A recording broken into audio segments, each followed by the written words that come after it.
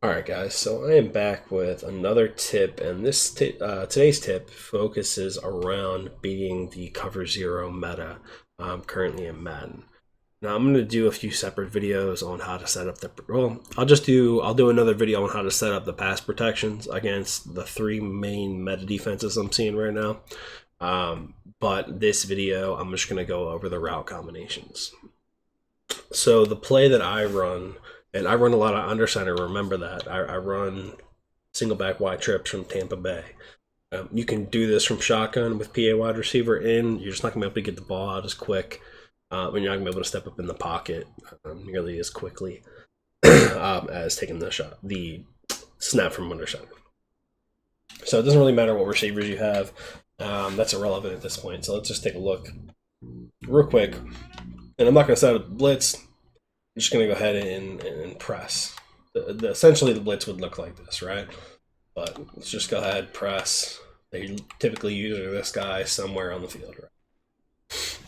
We'll go ahead and click off of him. Now, the first route I want to show you is the wheel route.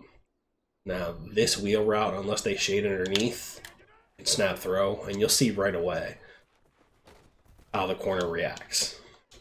You can snap throw that against anything except a man coverage wise, anything except the shade underneath. If you see the defensive back, like that first back pedal, then this is wide open. If they're going to shade underneath, you need to understand that it's going to look different, right? So I can't throw that right there. Can't. So now they've shaded underneath. If they shade underneath and I have this post route with the right pass lead, you can put this in a spot where this guy can't get to it. You just pass lead it up with the precision pass. You can even high point lob it, which I'll do from time to time if I don't have enough time in the pocket to really set my feet and get the proper lead on it with the precision pass. It's probably the safer option. This is just sorry about that. Just LB lob it. My mom got me into this Be Real thing, and I haven't done it in like 2 months. But like I said, LB lob it. That's high point lob with the shade underneath. But we want to give ourselves a few more options, right? Now, part of beating this is knowing who's guarding who. So the safety is on the tight end, the other safety is on the halfback. There's a few things we can do to make this play a little bit better. Excuse me, I'm using the controller. All right. So I like to wheel the halfback, but I don't like him going to that side. So if you're on the left side, you need to motion this guy out. And I think the wheel route is the more it gets you bigger yards, but I think the safer route really is the flat route. And the defense looks like this. This guy will choose to either guard the tight end, or he'll run over here and guard this guy pre-snap, or if we've hit him with the wheel route before, he'll run here. It's about just going wherever the user's not. So let's just say he just stays and guards the tight end, right? He can snap throw this to the running back. Depends on how good your stick skills are. You can shake the user. A lot of times they won't even try to use that. They'll let the computer click on.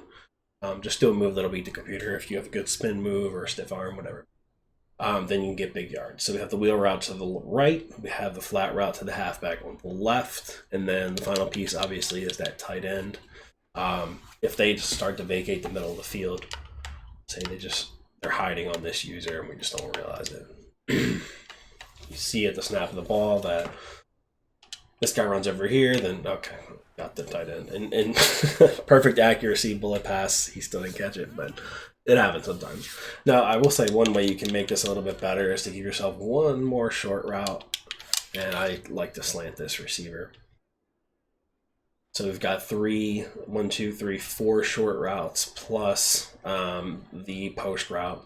So you have a bunch of different options. Now, if they shade underneath, like I said, you're going to have to throw that thing quick. And we got big yards right there. And then you're going to have to, if that's not open, look to your post route. So now let's take a look at oh, we should have taken a look at if the, oh, real quick, let's take a look at this. I'm sorry. Jump back in there. If you're on the right side, a lot of times I'm on the right side of my offense because, I mean, you can obviously flip the formation, but if you get in a situation like this, right, I like to wheel a halfback out of the backfield. But what I'll do is I'll motion this tight end over. And so now it puts a situation out there like this safety on the right side has to cover the halfback leaking out to the left, and it's just too much ground for them to cover. And, you know, if they go over here and they're like, oh, I'm really going to play this wheel route hard, then you have the tight end over the middle, and then it just really becomes this guessing game. And the reason I really like under center is because I can step up in the pocket. That typically doesn't happen, but that's Madden 23 for you. Just the random stuff. Yeah. It happens when the user's on there. So I'm hoping that's not some sort of glitch that I just gave away. But so if I were to like put this guy here, let's play the exact same way. Then this guy won't come in free. You see they will switch sometimes too. So what you could also do, if you want to be sure that the halfback is going to be open, streak the tight end. Now if you get a switch, you're getting that backside safety switch onto the streak to the tight end, and you just gotta watch for who's guarding who. So that time he chose him. We got that pretty easy. You can make some pretty quick reads from under center. It's not just blindly throwing something, but make quick decisions for sure.